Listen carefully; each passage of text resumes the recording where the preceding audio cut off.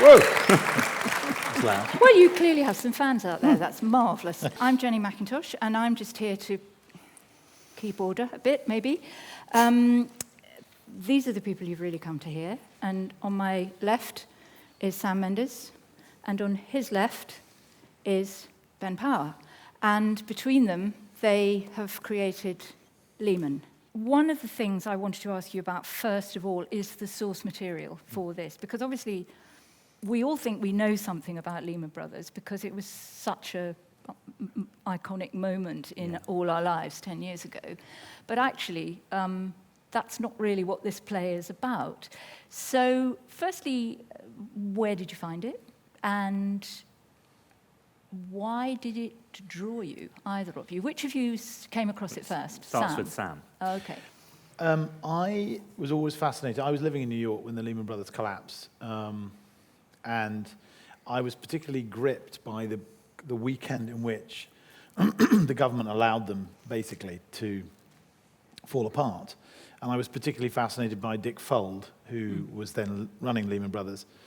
And I wanted to try and make a film about that weekend on which that group of people gathered in a room and effectively triggered, almost deliberately, allowed a bank to collapse, which then triggered a huge financial crisis and had global ramifications to this day. And then I was in Mexico City making Spectre, and I was a bit homesick, and I was reading The Guardian, and I read a obituary of Luca Ronconi, the great Italian theatre director, who I had met a few times. And I was reading it, and right at the bottom it said Ronconi's final production was of the Lehman Trilogy at the Piccolo Teatro in Milan. And I thought, oh, that sounds interesting. That's probably a play about what I wanted to make a movie about. So I called the agent of this Italian writer, Stefano Massini, and they said, could I get a copy of the play? And he said, there is no English translation, but I can send you the Italian text. I had to commission a literal translation, and there came back this effectively poem, this large epic poem with no indicated speakers at all. It didn't look like a play to me, it just looked like a big chunk of text, didn't it? And there was it didn't say who said what lines. It just didn't say anything at all, it was just text. Fascinating text, even in a literal translation. So I called, finally, Stefano, who is the author, and I said, well, how did you do this, And Stefano is quite a character. I mean, you have to talk very slowly. His English is quite poor, and you have to talk very slowly on the phone. And you say, so I just wanted to know how many people spoke in the play. Yes. were there 9 or 12? Yes. Do you understand anything I'm saying? No.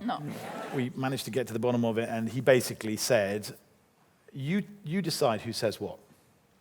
We did it in Milan with 12 actors, but since then it's been in Paris with 9 actors, and in various cities around Germany with a variety of different people playing the roles. And I brought it to Ben, and I said, he and I go to the National Theatre Studio for 2 weeks with the same number of actors that did it in Milan, so 12 actors. So we started with 12 actors, 12 very fine actors, mixed, male and female, as they did it in Milan. And that's how we started the process, with just raw, literal translation and exactly who said what in Milan. And we tried to work out how it felt like a play.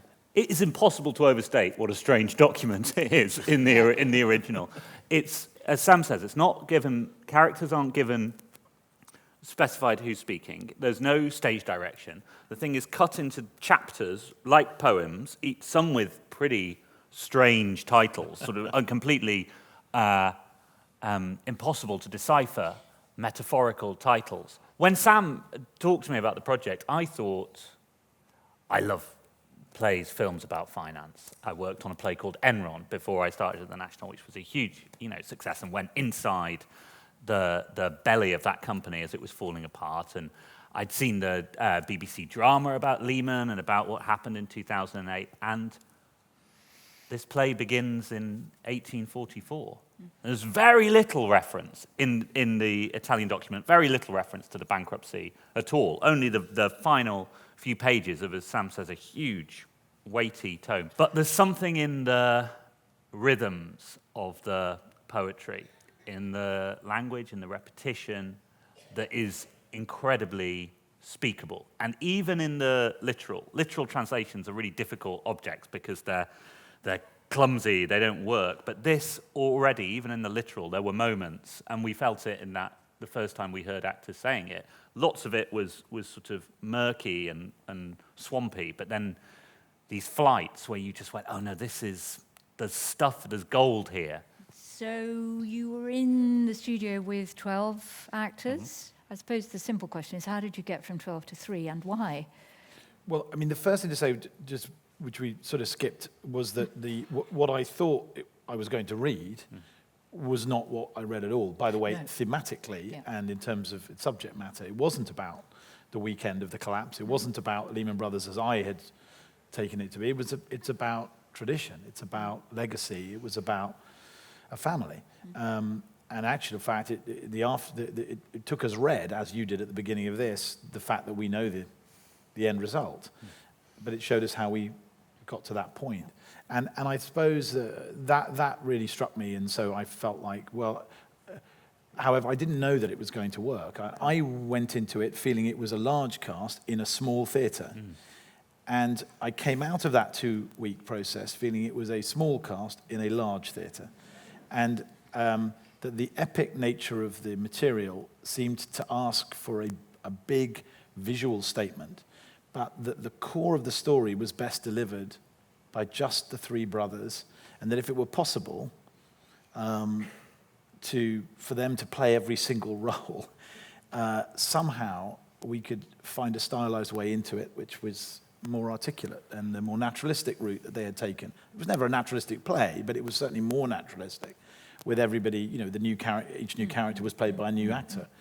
So Ben, just for the record, did you think he was bonkers?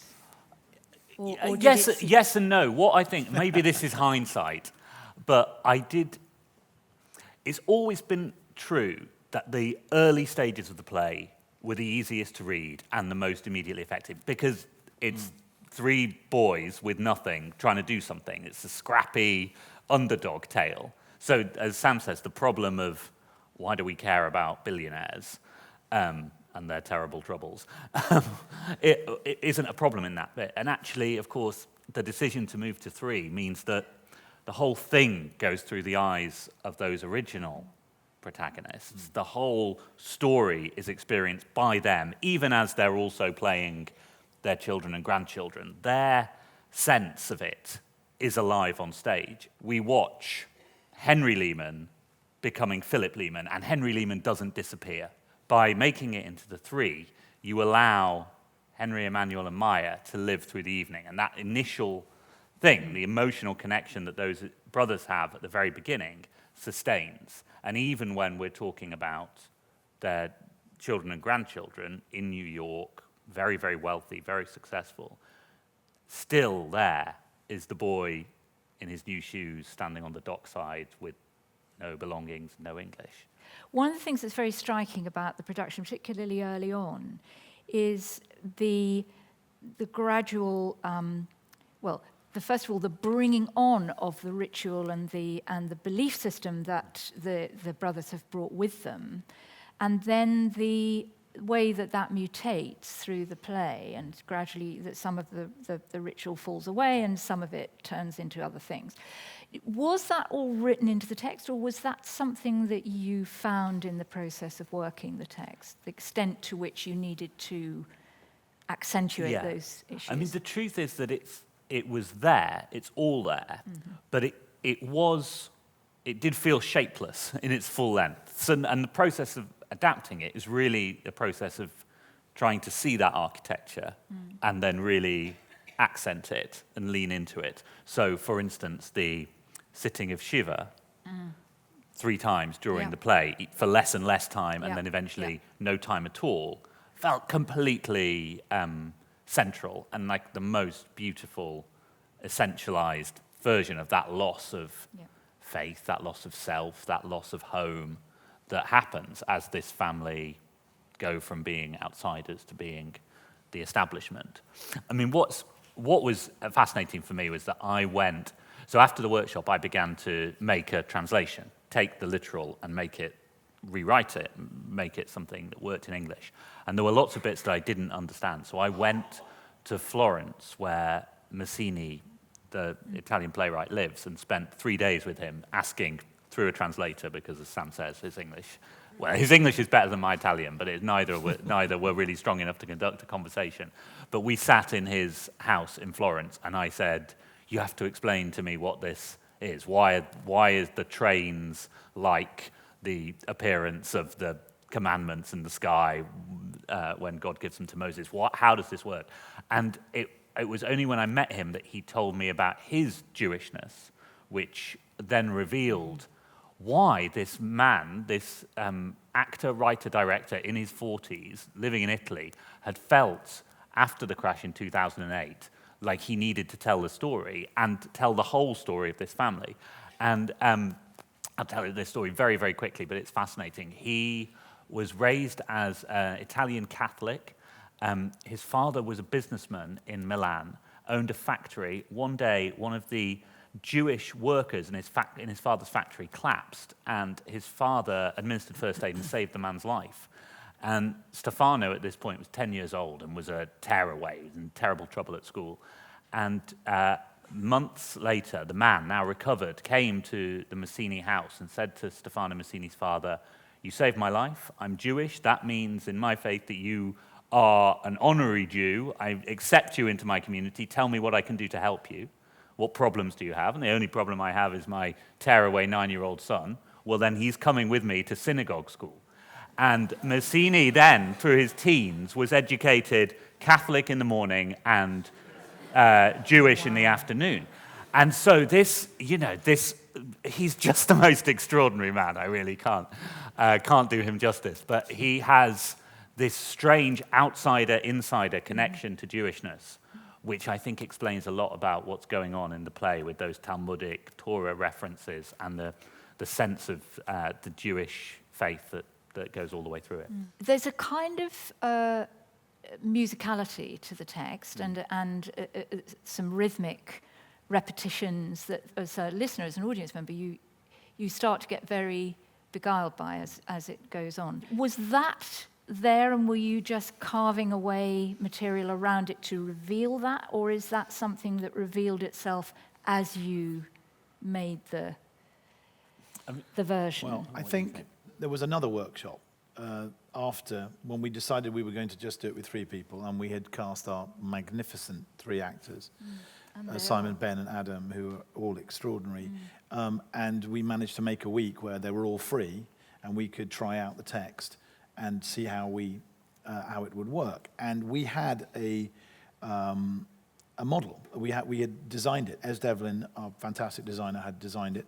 But she had designed a static, as I requested from her initially, a static office, which was very much like this, but without. I mean, those of you who haven't seen it, this cube revolves. And as you can see, there are 2 other rooms at the back. We call them the daddy room, the mummy room, and the baby room, right? So they all, one of the things, again, that happened in that week is that it seemed clear to me that actually there's a level of communication the play needed, which was a rhythmic, musical communication, a way in which the shape moved as history moved. The shape of the play was felt, the shape of history was felt, rather than just understood or explained. And so that, again, emerged. So by the end of that week, I'd said to Ez, I don't think that we can do it in a static set. I think we have to find a way for this world to move. And in her own inimitable way, she went back to her. She was completely unfazed by it, as always. Okay, fine, let's do something else. And the next time I went in, she turned, what was a glass office that just had a view back over New York and to a glass cube, effectively, or a 4-sided space. But rehearsing the play, felt at times, and I know Ben will understand this, having worked with Complicité and Headlong, and in situations where the text is not always paramount. It felt almost like devising a piece, which is not something that is familiar to me.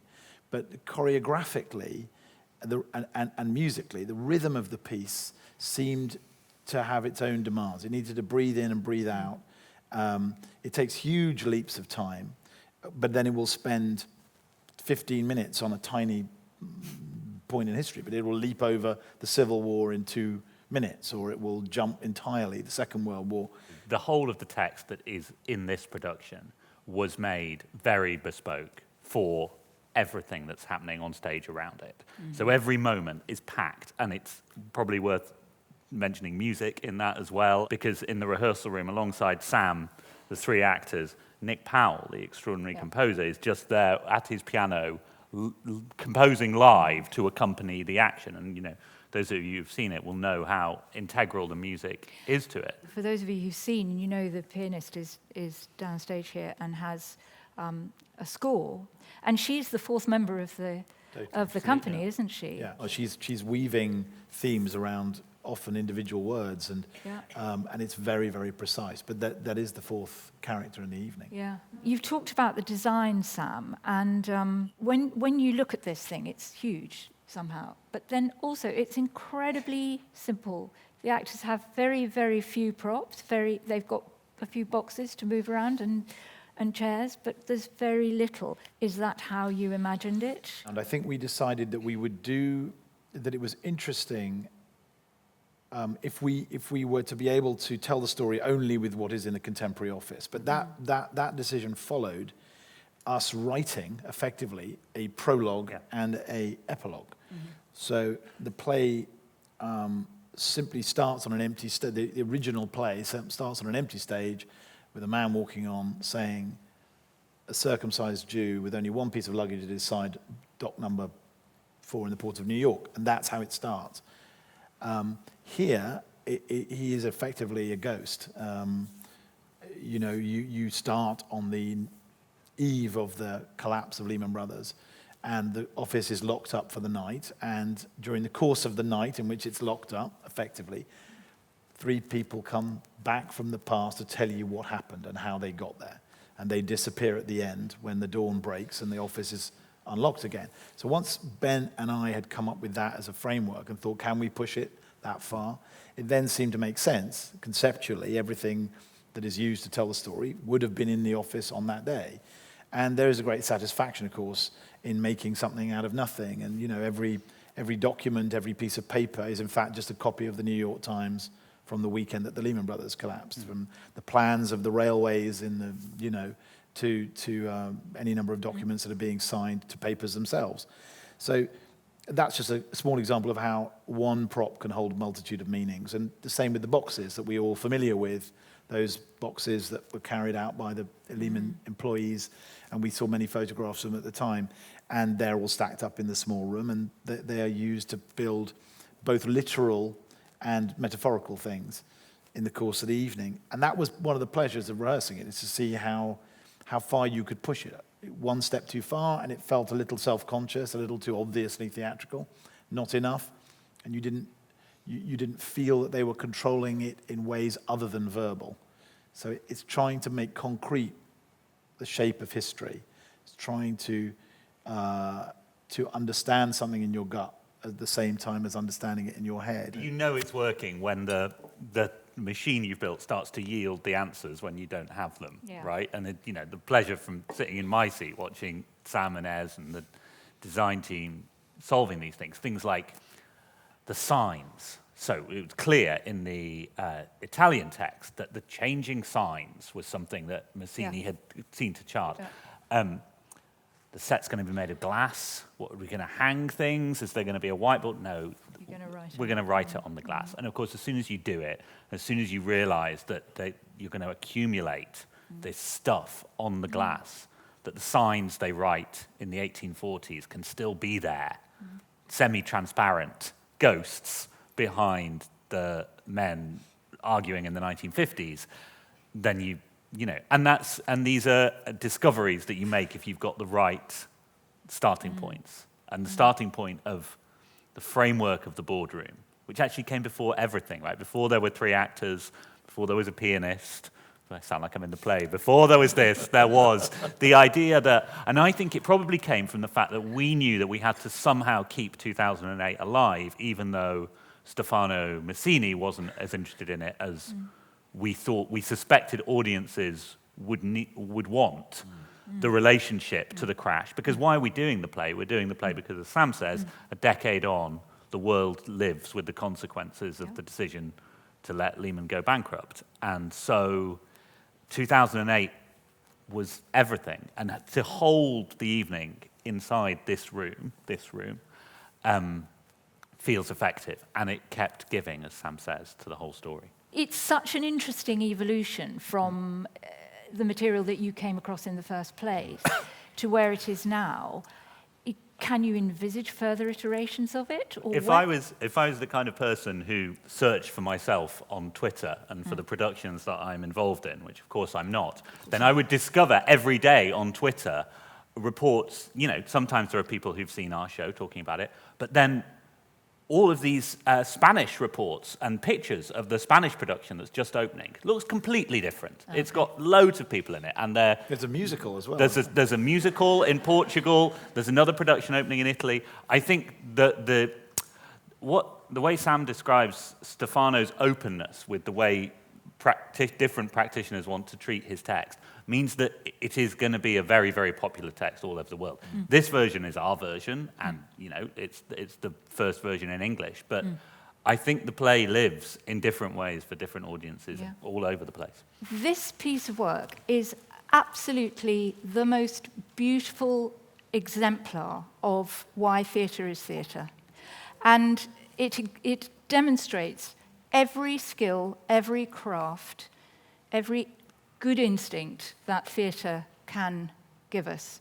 And for that, and for many things more, thank you very much. And thank you to you. Thank you, Jenny.